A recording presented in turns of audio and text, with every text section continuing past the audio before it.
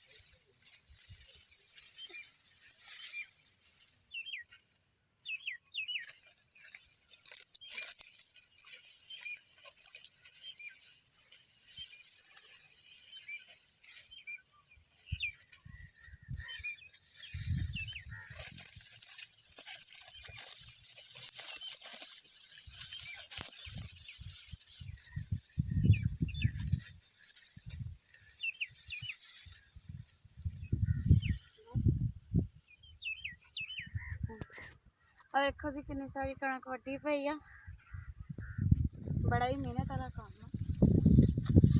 कितने सोहने लगते ये गुलदस्ते भी बन जाते हैं बड़े ही सोहने। इस सिट्टियां नूं रंग कलरफुल कलर करके गुलदस्ते च पा के